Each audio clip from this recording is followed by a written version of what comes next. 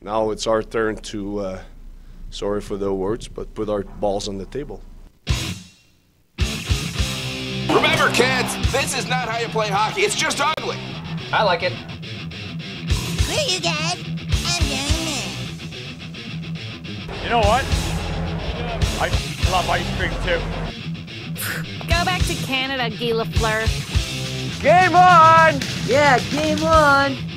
Hello and welcome into the Hockey Show right here on My Sports, Colorado's biggest and best live hockey radio show. I'm your host, JJ Jerez. With me, Ryan Boulding of NHL.com. Ryan, how are you doing this week? How was Thanksgiving? I mean, it's the beginning of December. I feel like we've been looking forward to the month of December as Avalanche media, right? Because it's a very busy month.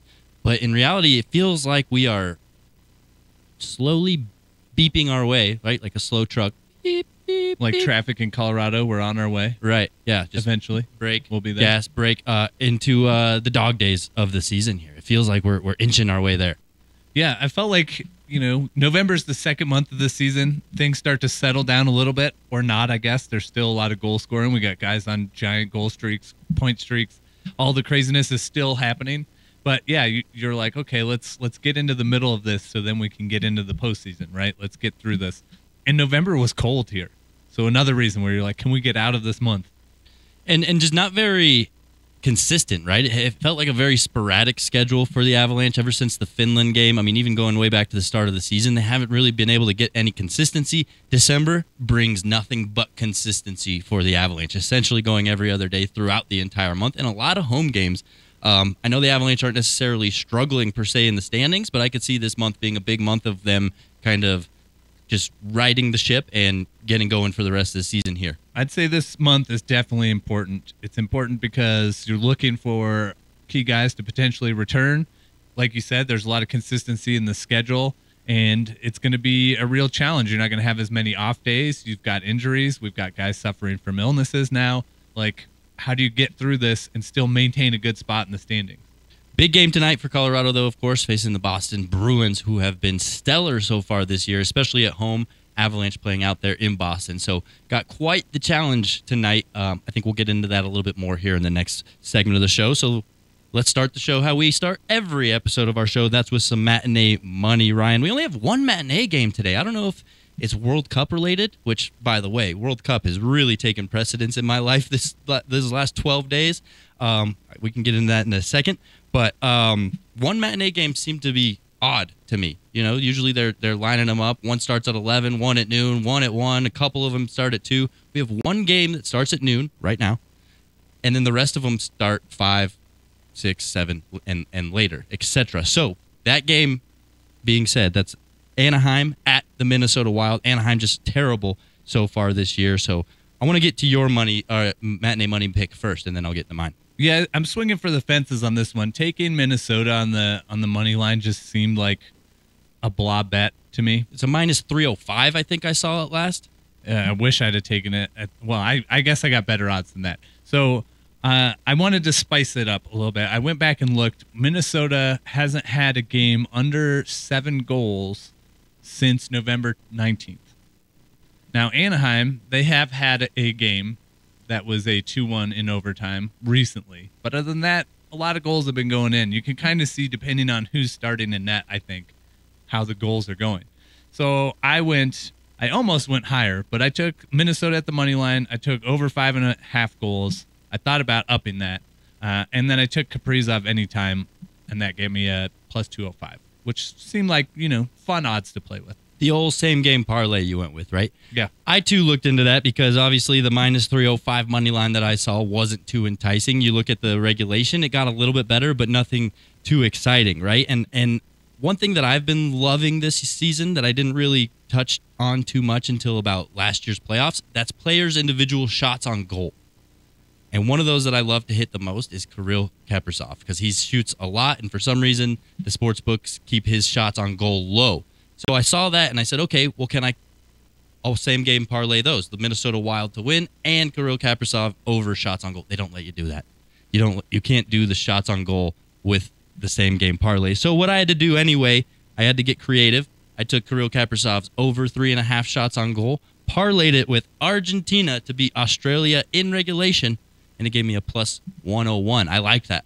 I like that odds because this is the Australia versus Argentina game is pretty much, I mean, a no-brainer, I would say. You would think. You would think. I mean, this World Cup has been wild. This World Cup has been unpredictable and maybe one of the funnest group stages I've ever seen from the World Cup. But I just had to get something in there to sweeten what I thought was a sure thing. Two sure things, in my opinion.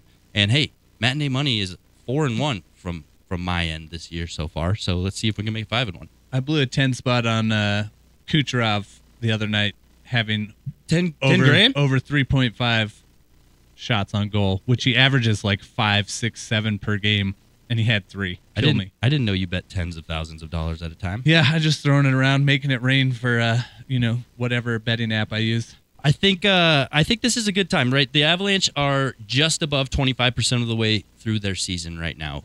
They're the lowest games played in the NHL. You look at the highest, 26 games played out of San Jose, LA. That's almost 30% of the season done with. So I think it's a good time to kind of look at the standings, right? We've always talked about how Thanksgiving's such a great time to look at where teams are and how they probably end up. And I think there's a lot of fascinating stuff going on standing-wise, especially if you look at out east. So that's kind of where I wanted to take this conversation. Looking out east and looking at some of the standings, right now you currently have the Florida Panthers, the New York Rangers out of a playoff spot. They're not out by much, but they're currently out. And you have Detroit and Pittsburgh holding on tightly to that playoff spot, not to mention New Jersey Devils at the top of the Metropolitan Division. So what do you see playing out with those teams? All of this is crazy. First, Detroit being in a postseason spot here, playing, I would say exceptionally better than last year. I say we saw it coming. Yeah, the past years. Yeah, and it needed to happen. You have some quality goaltending there. You're looking for that. Pittsburgh, with the start that team had, it's surprising to me that they are where they are. Conversely, maybe things aren't as sunny in Florida as we thought they were, because Paul Maurice's team is struggling. I would say one of the biggest factors is the trades that were made, right, between Calgary and Florida, but also Bobrovsky, man. That guy's contract was an albatross when he signed it. He hasn't been good. You're just waiting for Spencer Knight to take over the net there, and things will obviously change once that happens. And then, I mean, the Rangers, I honestly don't know how to rate them. Like, they looked really good at the start of the season. They beat the Avs. They lost to the Avs, but it was in the shootout. That was an exceptional game. I thought one of the best games we've seen this season. But then they lose some questionable games. They struggled. They lost in overtime to Ottawa last night. Like, some weird stuff going on with the Rangers. They just can't quite get over that hump. I'm going to give the Rangers a pass, and here's why. I think they are eventually going to right the ship, and they will get themselves into the playoffs. But recently we saw them on a pretty long road trip that saw them losing in overtime in Seattle, winning in San Jose, winning in LA, and losing in Anaheim. Anaheim's a terrible team and shouldn't be beating anybody. So I think they had a little bit of a tough road stretch there and kind of just need some home cooking. I think once they get into like the Avalanche are facing here, a stretch of solid home games and a chance to just plant their feet and not have to travel literally across the entire country to play some hockey, I think they'll get comfortable and show us who we think they are, right? Yeah, and one of the issues is, Artemi Panarin is a very elite talent, but he can go hot or cold. And when he goes cold, I mean, you're like, can we get some goal scoring from anybody else out of this team here? Yeah, same kind of goes for Mika Zibanejad, right? He kind of has that Alex Ovechkin syndrome where he just kind of only wants to score on the power play. So he stands there on the power play, has his stick raised about waist high, just, hey, feed me one-timers. That's the only thing I want to do. But, I think the Rangers will find their way out. I'm not so confident about the Florida Panthers. They don't give me any reason to believe that they're on their way out of not being in the playoffs. Here's what I like, though, what Boston is doing. Like, Boston has been this team that has been perennially good, but just never good enough. They've never gotten all the way there. This could be the team to do it. And it's weird to think, like, without Chara.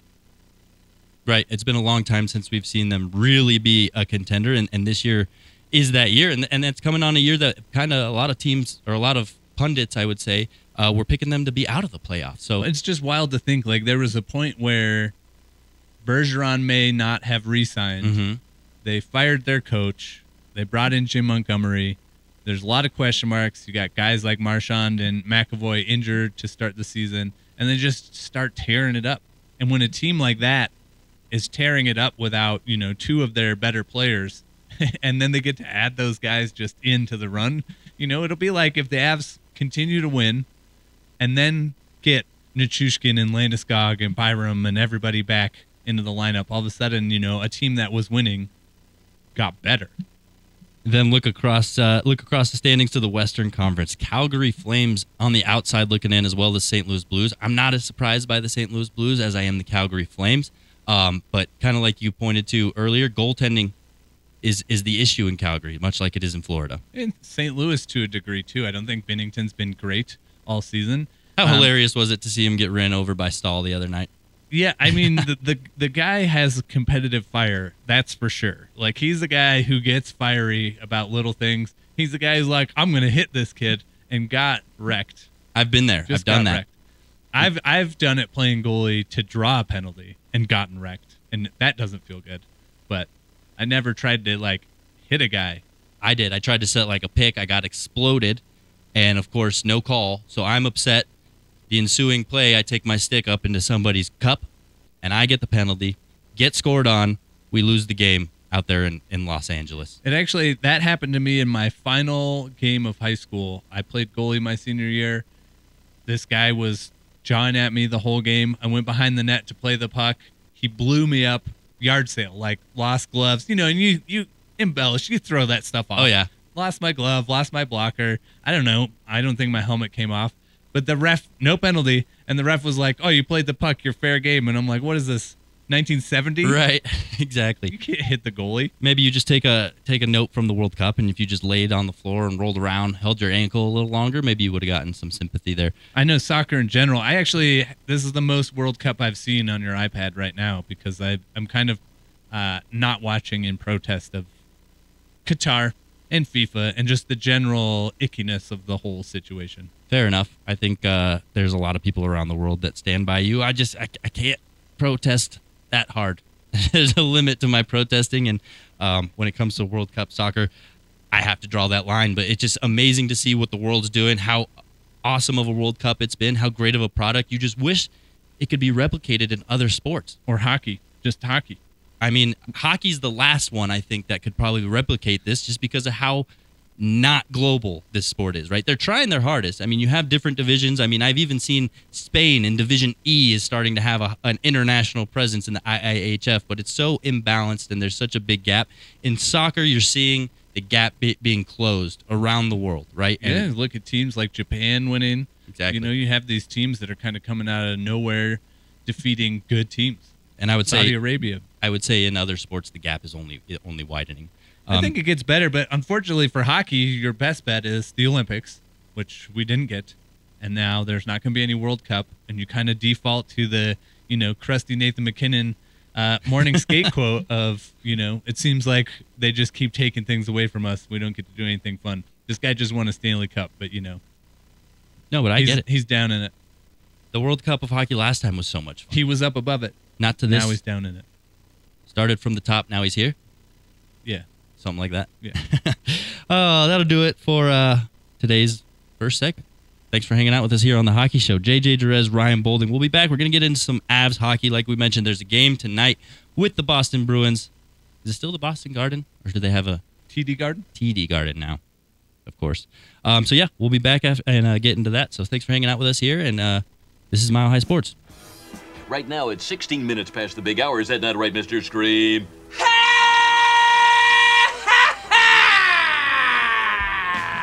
Great, good stuff. I think people are getting really cranked. We're getting cranked over here. Really cranked. Ryan's doing his air guitar solo. Really cranked. This has got to be my favorite GVF song, I think. It's just the guitar is so good. GVF. Let me try to figure out who that is. I got nothing. Greta Van Fleet. That's a band name? This band. Oh, I never heard that. I saw them at Red Rocks, and I decided the whole band is just to have the guitar player do solos, because he's like, I don't know, 22 or 24 or something, and it's just unbelievably good.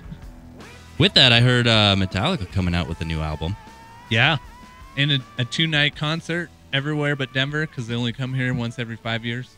And those 2 nights, they are planning on doing 2 completely different set lists, which is unique, right? Yeah, something they do a really good job of is they sit down, Lars will sit down and look at what have we played in this city previously and then build a set list for each city, which you can I think tell. is cool. They don't just go through the motions, right? You and I were both at that last Metallica concert at Sports Authority.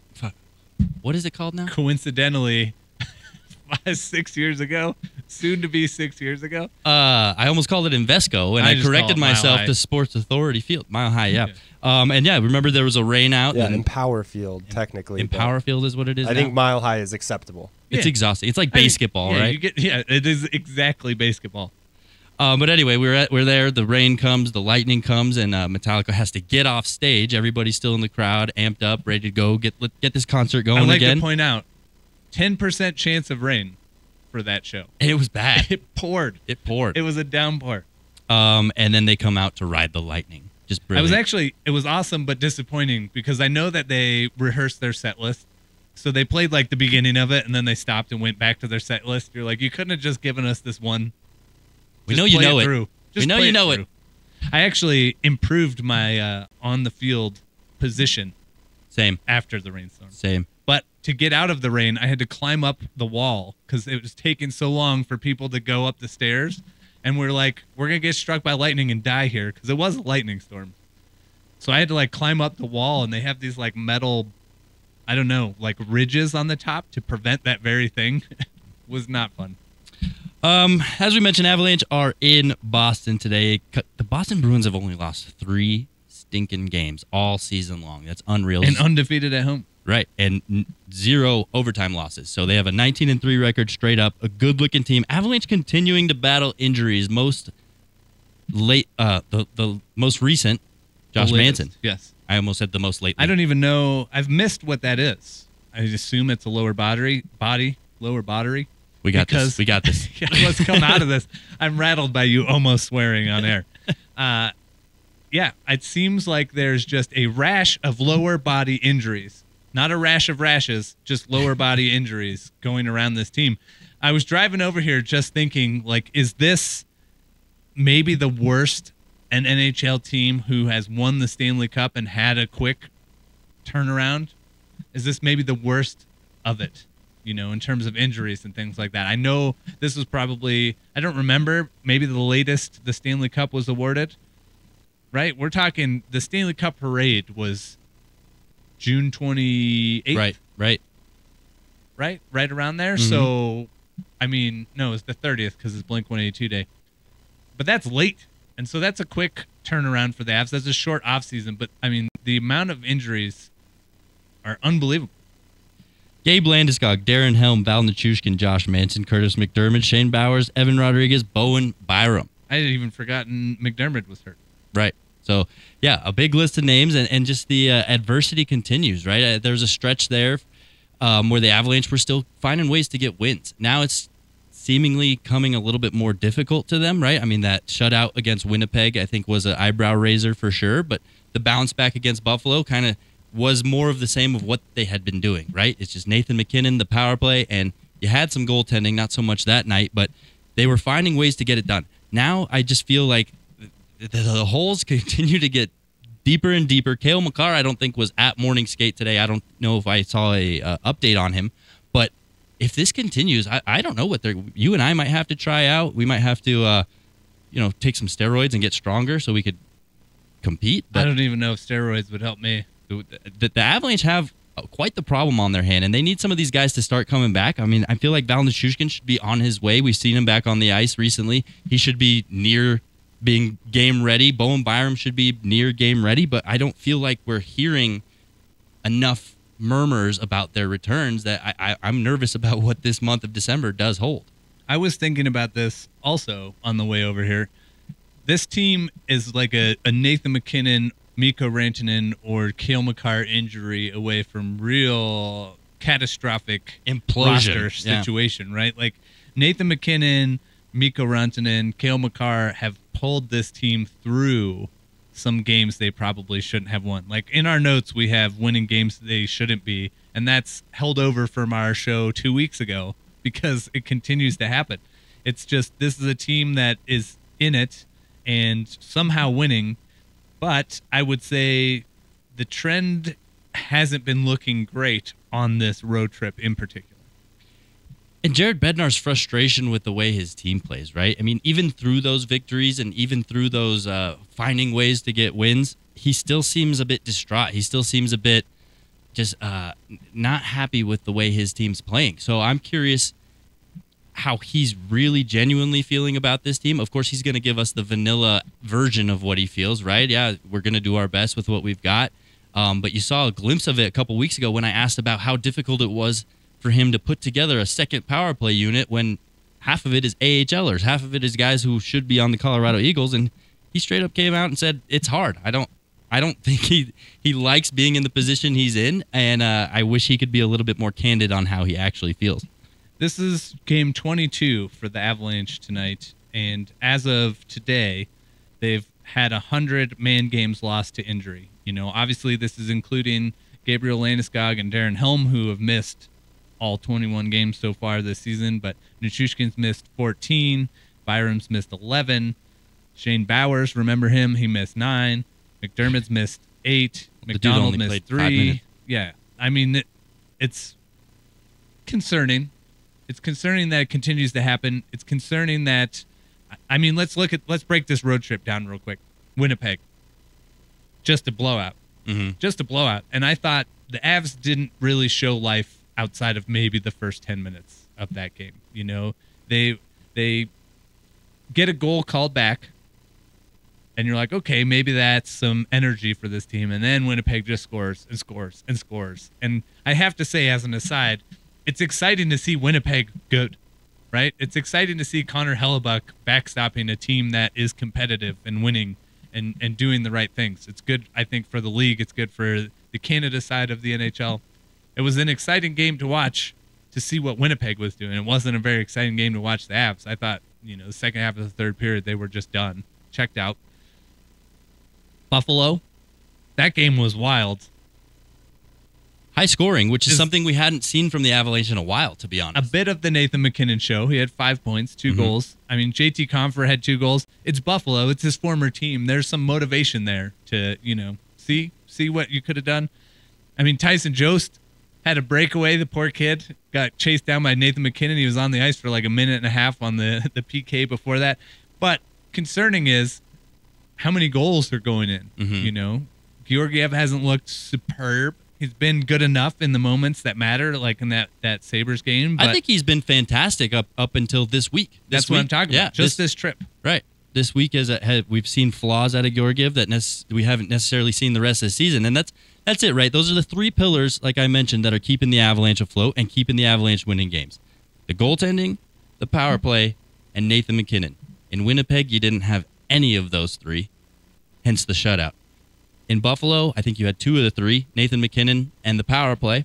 So as long as you have 2 of the 3, it seems like that's all you really need to keep finding ways to squeak out these wins and stay afloat. Once you're healthy, then imagine what the team's going to do. But right now, they're just an average NHL team trying to fight and earn their way to victories, and that's just who they are right now. I mean, it's tough to say considering how much talent they really do have in their back pocket, but they just don't have it at their disposal, so they're just a regular old, I don't know, who can we compare them to? The Montreal Canadiens right now? I don't know. I can't get past what this Manson injury is going to do to the back end. Do I think Josh Manson has been spectacular this season? I do not. As of lately, to pull a phrase from Gabe Landeskog, I think he's been good enough. He's definitely been a factor in the game, good or bad, right? We saw him at home. He had a goal and an assist. He had 3 penalties in a wild game. He's factored in. He's played well. He can be scrambly. He can be all over the place. But he can eat a lot of minutes and be more than adequate, right? Now, I mean, what do you do? Well, and we saw, first of all, when did Landeskog say as of lately? He always says as of lately. Oh, okay. I think we saw what the injury to Sam Girard did to this defensive group, right? You had to suddenly get Andreas Englund in there. You already had Jacob McDonald running the power play too. So yeah, another injury. I mean, it's a little bit different. I think you'd rather lose Josh Manson than Sam Girard. I mean, I don't know that Girard has been that great this season either. He hasn't. I've paid a lot of attention. I challenge you and anybody listening to watch Sam Girard under pressure when facing a hit. And maybe he's always been this way, and I'm just now noticing it post-sternum injury. But early in the season, when he was coming back, I didn't think he looked good at all. I think he's still afraid of some heavy contact. I'm just looking at the current roster. I'm curious what they're going to do even tonight. Because is Jacob McDonald in or out of the lineup right now? In. Okay, so then there's a good chance we see a third pairing of Andreas Englund and Jacob McDonald. And you move Eric Johnson up? You move Eric Johnson with Sam Girard? Because you don't want to have Sam Girard with either of those AHLers, right?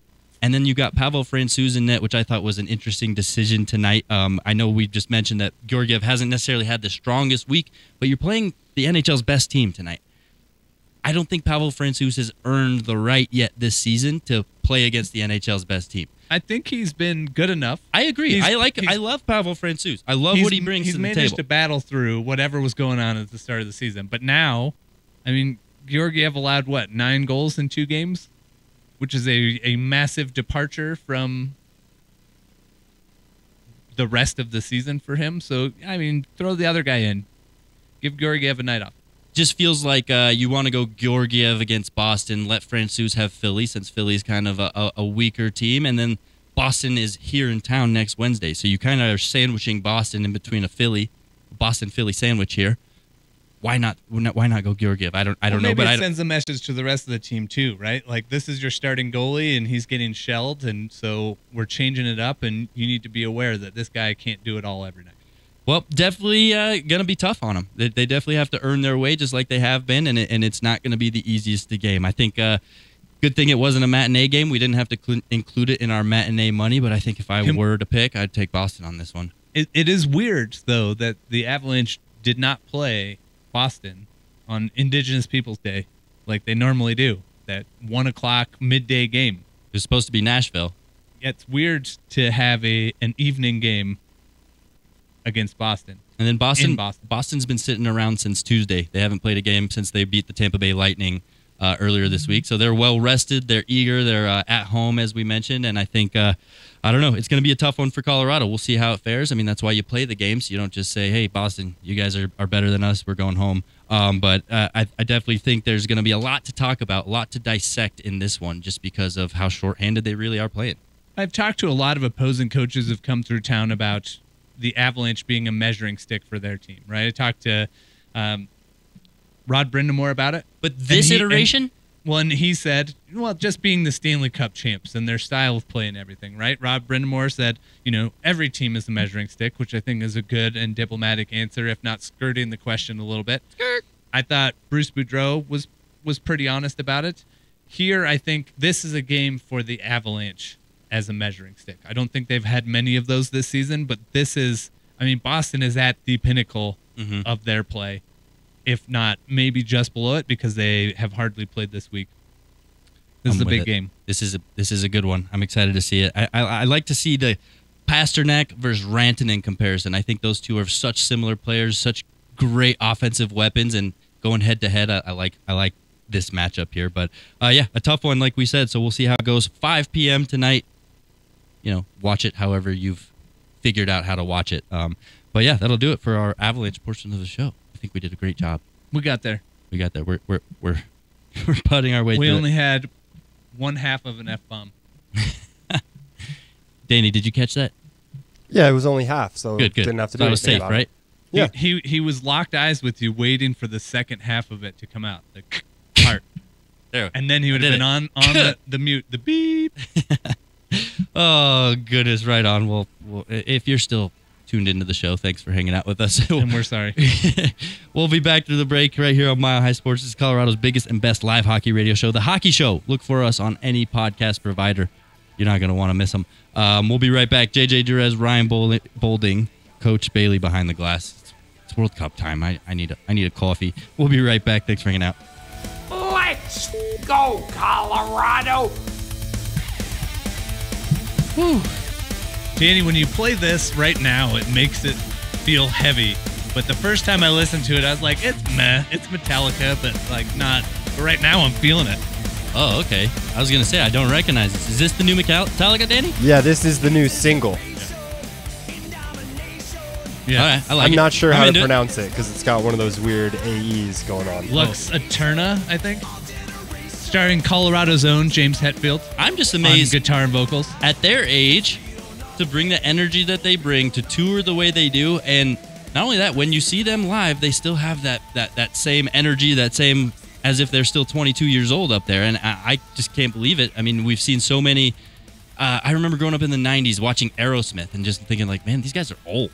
Like, these guys look old. Steven Tyler's been old as long as I've been alive. Yeah, exactly. But for some reason, Metallica doesn't seem to get old. They just keep, they stay in their 40s and they keep pumping out heavy metal music as if it's the 80s. I appreciate the humanity and the imperfection in their performances. Like we were talking about, they came in and changed it up and played a bit of Ride the Lightning because of the lightning that we had to evacuate for at the last concert I saw them. Before that, the first time I saw them was election night, 2008, Pepsi Center then.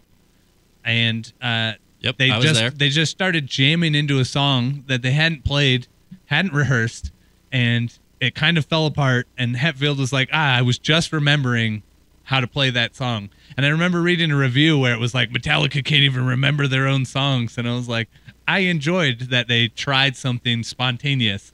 And maybe it didn't work, but at least you're like, hey, they're people, they're not robots. They were in my first concert ever, the Summer Sanitarium.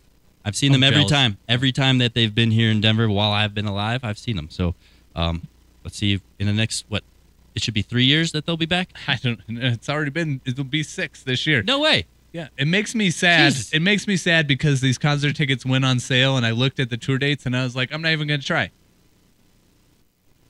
I don't like that feeling of malaise, the ennui.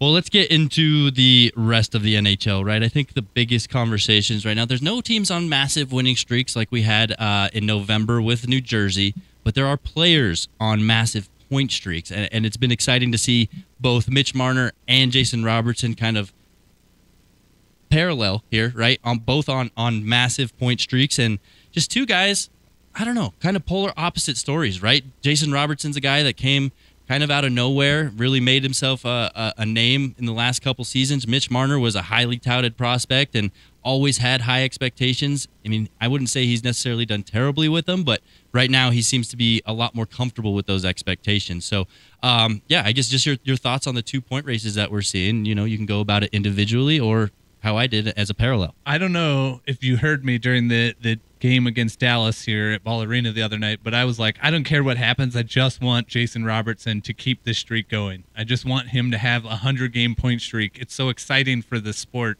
and he's an exciting player to watch.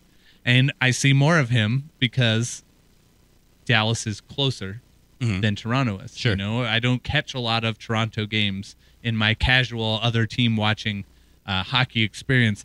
So I don't see as much of Mitch Marner. I'm a fan of Robertson and what he does, and I'm a fan of what the West is like when Dallas is good and competitive, you know? And it was exciting to see him play. It was exciting to see him get a point. You know, the Avs won, I think, fairly handily against Dallas. But Marner, it's equally as exciting. It's funny because you're watching Toronto steamroll at the moment, and even Matt Murray looks good. I knew he would. For Toronto. I knew he would. However, I just can't help but think like, oh, here we go again. Toronto steamrolling the competition in December, November, and somehow the wheels will come off somewhere down the line. That aside, I think what Marner's doing is also incredible. You know, it's exciting that guys like Eddie O are on the verge of having their streaks broken and are supporting Mitch Marner in his quest.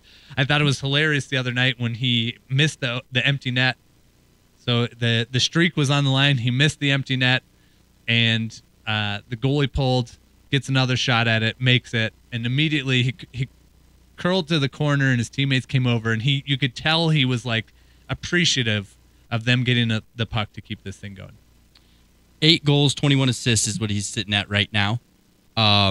It kind of sounds a lot like Nathan McKinnon's numbers, right? So if Mitch Marner has stepped into Nathan McKinnon territory, then absolutely the Toronto Maple Leafs are going to be incredibly dangerous, right? They already have Austin Matthews and finally have some insurance in their goaltender. So it feels different for me this year for Toronto. I know they were catching a lot of flack on social media for that celebration, with Mitch Marner. He walks in the locker room and gets sprayed with a ton of water bottles, and then, of course, people flash back to the playoff losses that they always see, and wow, yeah, go ahead and celebrate the in-season accomplishments because this is what you do in the playoffs. We need that Debbie Downer song, Danny. Wah, wah.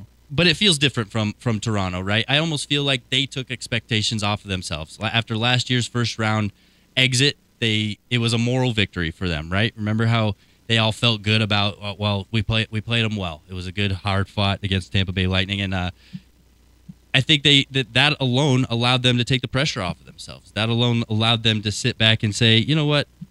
Even if we have a good season, even if we play a good round in the playoffs, there are things just out of our control. Let's just enjoy the game. Let's sit back and play hockey, have fun with each other, create this bond, and not create any negativity within the room, and we'll be okay. And I think that's always the challenge in Toronto, right, is the noise.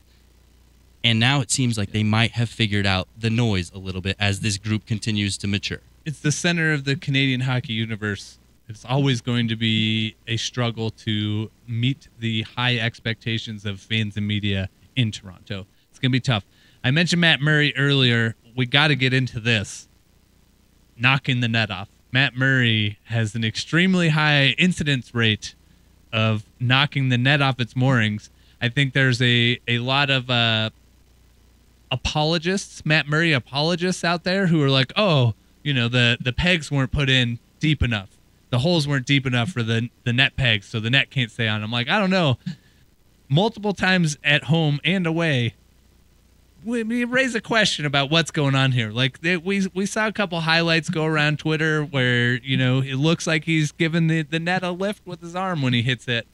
It's curious. I don't imagine that this won't be a more called penalty in the future post Board of Governors meeting. It's just tough because you have to juggle the safety of having that net in the ice. Right, a couple years back they put more flimsy pegs in there, so it does come off easier, but goaltending right now uses those posts a lot, and it's a part of your leverage. I mean, goaltenders are pushing off that post to get to the other side of the net. That's not a style that used to be 10 years ago. So I think they're in a position where they really have to kind of discuss how to fix this because you can't make the net more sturdy because people run into it. They end up with concussions. Obviously, you can't change goaltending right now because that's just the way goaltending is structured. Maybe you just allow the natural evolution of goaltending to figure it out because it will change. But I don't know. I don't know what solution. I mean, aside from holographic nets, I mean, you see FIFA turning to technology and letting technology ruin the game. Maybe you just go with a digital goal. Well, that said, do you think he's knocking the net off on purpose, or do you think these are all accidental? I mean, you know me. I'm a goalie apologist. I'm on team goalie every day of the week, and I'm going to go ahead and side with Matt Murray on this. I mean, I don't see, as a goalie myself, there's certainly 100% been times where I intentionally push that net off. The reason I've done it as a player. Reason for it is usually because it's already off a little bit, and the ref didn't see it. Give it that extra nudge so that now we all know there's no question this net is off. So yeah, is it a tactic that maybe he used? Sure, but is it against the rules? I wouldn't say so. So until it's against the rules, it's something that goalies are going to continue to do. I mean, intentionally knocking the net off is against the rules. But it's a minor penalty. Sure, but sliding across your crease while pushing off the net and then it gets knocked off isn't against the rules. Yeah, I don't feel like the net's getting knocked off on the initial push. It's on the landing. Yeah, so it's about making it look like it's on accident. Yeah, I think if you keep your arm down, it looks like it's on accident. But if you're hitting it and then giving a little like I just checked the net over here, it seems a little more obvious to me. I just think the position it's shady. Yeah, a lot of times when you're on a post, all your weight is on that post, right? So in order to transfer to the other side, you have to transfer all of your weight to the other side, and I think with that comes a little bit of an arm movement, a little bit of a leg kick. I don't know if that's something you can really police unless you want to start splitting hairs and nitpicking the game, and that's when you get to ruin it. That's what I'm here for, splitting hairs and nitpicking the game. Speaking of, last night, I don't know, I actually tweeted hockey fights on Twitter hoping for a response, and I haven't seen any information to help, nor have I sought out any information about this whatsoever. But we got to see a center ice captain fight in the Rangers-Senators game between Jacob Trouba, captain of the Rangers, and Brady Tkachuk, captain of the Senators. I don't know when the last time there was a captain-on-captain violent fight in a game. I think of Gabe Landeskog and Jamie Benn. Like a full-on win. I think that was in the last couple years. Has to be. I mean, Gabe Landeskog's always chucking them. That's a good question. It was a good one. It was like punches thrown, and like Tkachuk skated by him and was like, "You want to go?" And they both threw their gloves down at center ice. Like that Rangers game had everything. Had a guy getting hit in the throat, collarbone area with a tip puck. Had all the goals, fights, more than one fight, captain fight. It's interesting because it makes you think of the different styles of captains out there, right? And those two are very similar style captains, Brady Tkachuk and Trouba. You could throw Landeskog and Jamie Benn in that conversation too as those rugged, I'm here to protect my players at all costs captains. That's not necessarily the case around the NHL, right? You see some captains that are pure goal scorers that you'll never find them throwing the knuckles. But I think it's interesting to look at that because I feel like that's what a prototype captain looks like, right? I think you want that big guy that can stick up for your team, but also knows how to score goals, and that's exactly who all these players are. But we're coming to an NHL that doesn't accept that as well, right? You're at a point where you're so important to your team, Brady Tkachuk, you need to be on the ice to score goals. So I think it's a tough conversation. It's kind of a teeter-totter that you got to go on in the NHL on, hey, do you want your tough players getting in fights or you want them scoring goals? Because now the style of captain that the NHL brings is that style of player. When we had this debate with Nathan MacKinnon last year, right? Should Nathan MacKinnon be fighting? Mm-hmm. This is your leading goal scorer. This is the driver of your offense, and you can't risk an injury. Actually, they showed Brady Tkachuk like looking down at his knuckle and kind of rubbing his knuckle in the bench or in the penalty box after the fight, and you're thinking, Ottawa can't afford to lose you. You probably shouldn't be throwing the gloves. And this is also a league where fighting is on the way out. I can't find anything on Landeskog versus Jamie Benn, but I do say Gabe Landeskog versus Jacob Trouba, December 8th, 2021. So almost exactly a year ago. Not captain then, though. True. You're right. Yeah. Good point. Man, you should have done more homework on this. I did. This is absolutely zero homework, for the record. That's an interesting thought. Captain on captain fights. Cool. Well, I guess that's the end of this portion of the show, isn't it? We made it through. We're almost there. It's a beautiful, beautiful episode. Yeah. We don't have any more housekeeping. I already told everybody where to find us on podcasts. We're on Twitch. We're on Twitter. So stick around through the break, and we'll be back. We'll close up the show the right way, hopefully. And we'll get back to watching some World Cup soccer. So thanks for hanging out with us. This song has some swears, Danny. JJ Jerez, Ryan Bolding. Did you hear one? Yeah. Oh, I mean, it's not on the list. We can sing our It's way not out. on the list of 7. Well, I mean, that's something that's something they're gonna have to talk to Spotify about because it doesn't have the little E next to it. See, I don't Spotify, so I don't know. Yeah. Interesting. I got the bumper. You got it? Okay. I can just drop something else in that I'm pretty sure is clean. All right. Bummer. I mean, it was radio acceptable, but not. I mean, I guess it's PG-13. What word was it? Is the B word? Oh. Well, it depends. Yeah, it depends on the usage for that one, I think. It was son of a bee. Oh. Son of a bee sting. Can't say that, I guess. Son of a beaver. By this time, nobody's listening to us anyway. We'll be right back through the break. Thanks for hanging out. The Hockey Show, Mile High Sports. I play hockey and I fornicate because those are the 2 most fun things in cold weather. Welcome back. It's the Hockey Show. JJ Jerez, Ryan Bolding. I don't even want to acknowledge you right now, Ryan. There's a couple things that are... Speaking of fights. Right, we're going to the dark side of hockey, right? Have you been seeing on Vice, they have the dark side of whatever, the dark side of wrestling, the dark side of comedy, the dark side of the 90s, the dark side of... It's very interesting. No, but I do like Pink Floyd and the Dark Side of the Moon. That's where all the aliens reside. You know that, right? I thought it was just where all the cheese is. Nope. That's where the alien bases are. Where the Transformers live? And inside the moon. The moon's hollow. You know that, right? It makes sense. It tracks. Let's get into hockey. There was a fan fight this week when the Avalanche were in Winnipeg, and we even saw it coming back from break. They had the camera on. I think it was Logan O'Connor, and you could just see Logan O'Connor staring out in the crowd. And we didn't really know. We thought nothing of it. Okay, who cares? Game on. And then the footage started rolling out of what actually happened. It was pretty gruesome, pretty vicious, and unfortunately to say, the Avalanche fans were the instigators, the bad guys in the situation. Yeah, I mean, it's it's crazy when both teams are standing at semi-center ice watching a fight unfold in the stands, and I mean it got so bad. I mean there's video of a guy falling. I don't know, 4 rows down the stairs and hitting his head on the boards, on the turnbuckle of the board, right? Yeah, and instant blood, and the refs had to go get towels from the trainers and throw them over. Like it's a bad stands fight when the game is not going on, and the refs have to somehow then be involved with stuff going on in the crowd. It's unfortunate it was Avalanche fans. I think the real culprit is overindulgence of alcohol. And what's the society phenomena? Tribalism. I think that often has a lot to do with fights in sporting crowds. You're a football fan, a soccer fan. Uh-huh. There's a lot of tribalism. I'm always amazed at how violent sports fandom is in Europe comparatively. I think when I retire, that's what I'm going to do. I'm just going to go be a hooligan, go to Europe and be a full-fledged hooligan, start fight. And hopefully I'm like 65. Everybody's like, who's a 65-year-old hooligan? And I'm like, I'll show you. Bah! And then someone breaks his hip, and that was that.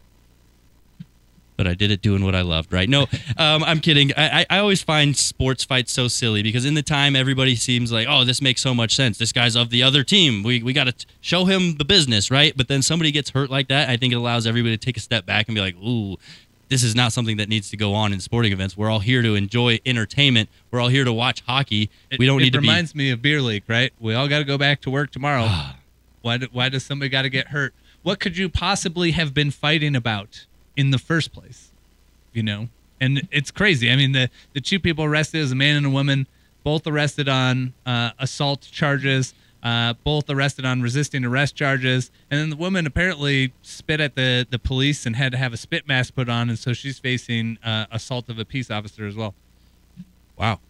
That's intense. Yeah, I mean, I feel like the root of it is often somebody just being overly obnoxious, right? And then it gets into, well, my team's better than yours. Well, who cares? Let's just fight.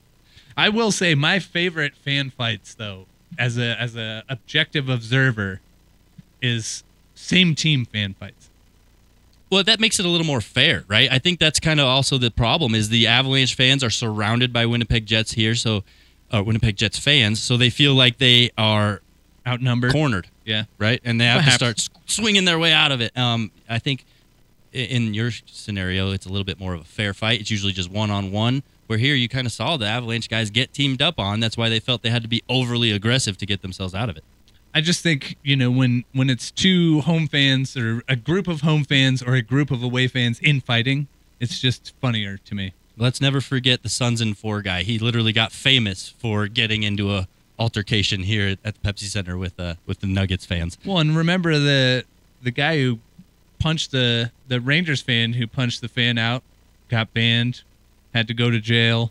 It's funny, too, because in hockey fights, hockey fan fights anyway, you see them trying to hockey fight, right? You don't ever see them starting to throw knees or, turn into a UFC match. They're literally just trying to grab each other by the jersey and just throw a couple haymakers, which is funny to me, but also kind of the toxicity of watching a hockey game. You think you have to be, oh, well, these guys get to fight. I get to fight, too. I want to fight just like them. Yeah. I want to be like them, and let's do a hockey fight. Also, you're on uneven ground, and it's hilarious. These inebriated people trying to stand and not fall over the rows and down the stairs.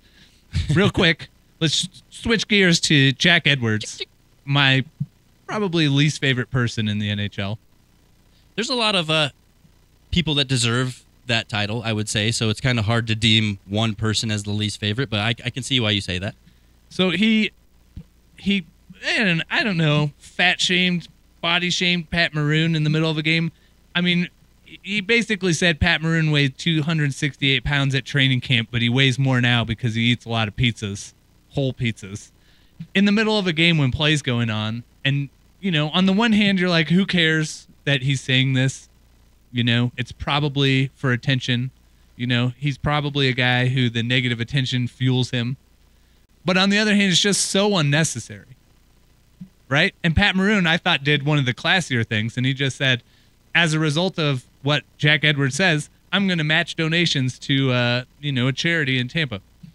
I remember standing in the bowels of the Tampa Bay arena there during the Stanley Cup playoff, and Pat Maroon and his son were standing right in front of me. And it was funny to me because Pat Maroon dressed very casually, right? He's in Tampa. It was the summer. He's in shorts, a T-shirt, and that cool little hat he likes to wear, right? And I'm looking at him from the back, and I'm just like, holy cow, this guy is a linebacker. He's huge. The people who shame this guy for having a milk bag body or whatever they say are completely wrong here, because this guy will crush your skull in the palm of his hand. He's a big guy, muscular-wise, not fat-wise. And it's just unfair to some people who have that build. I mean, he's a thick build that they get called fat, but, I mean, he's in the NHL. He's a professional athlete playing 82 games a year at least. I mean, but I'm impressed with the way he uses his body to protect the puck, the way he plays the game. You know, he may not be everybody's favorite player, but I've been a fan of him. He has the nickname Big Rig, right? Mm-hmm. But on the same token, it's just so unnecessary to do something like that or to say something like that. I try to sit and think, if this had been Peter McNabb or Mark Mosier saying it, you know, they probably would have laughed. It probably would have come across as more playful. Would we be as upset? Probably not. Is it still as unnecessary? Absolutely, it is, right? And it just doesn't make sense. The guy's won 3 consecutive Stanley Cups, and we've had these conversations in the press box where you look at a guy like, you know, a Sampo Renta coming in, or a Shane Bowers coming in to play for the Avalanche, or Martin Kaut, and you look at him and you go, these guys have a ceiling, potentially, right? You look at Martin Kaut and you think, this guy is one of the bottom tier players on this Avalanche team and is still an exceptionally talented athlete at hockey. Like, he is to reach the NHL, you have to be very good. If Curtis McDermott was on my men's league team, he'd be the best player on my men's league team. Exactly. That's what I'm saying. So to sit there and criticize a guy like Pat Maroon for weighing a lot, it's like, what do you mean? It's the NHL. This guy is playing 82 games a season, winning Stanley Cups and contributing. He may be on the 4th line, but he's still better than hundreds of thousands of players. Yep. Jack Edwards, the new Don Cherry, right? Not the first dumb thing he'll say, and I'm sure it won't be the last, but until the powers that be around the Boston Bruins decide that he needs to get out, he's going to continue spewing his nonsense. So it is what it is. And I actually appreciated Jack Edwards had said something about a player on the Hurricanes previous to this Maroon situation. So the Hurricanes jumped in and said, we're going to donate too. I know we're running long, Danny, so let me just do this last little anecdote. A lot of times when I'm watching games around the league, I will pick the broadcast for the team that I bet for, right? Because that's really the only reason I watch other games around the league, because I've got a stake in it. But anytime the Boston Bruins are involved, even if I have money on the Bruins, I will watch the other broadcast just because he's that miserable to listen to. I actually enjoy watching other teams' broadcasts, and also will not be watching the Bruins broadcast this evening. And I want to say, I didn't want to gloss it over. I just couldn't remember the name of the charity, but Pat Maroon said he's going to make a $2,000 donation in the name of Jack Edwards to Tampa Bay Thrives, and encouraging other fans to join him. It's a bullying charity, if I remember correctly, yeah. Right? Right on. Well, that'll do it for us. Danny, thanks for hanging out with us and putting up with us through that one. Carried us. I'm on my annual Christmas vacation next week. So it started early, I think. Still ruining the show as I'm trying to get out of it. So might as well just stop here. Thanks for hanging out with us, everyone. I will find a guest. Hopefully he's better than me. Hockey show. It's been fun. Thanks, everybody. We'll see you in a couple weeks, and let's see what the Avalanche do against Boston here tonight at 5. Thanks for hanging out with us. We'll be back sometime. Bye.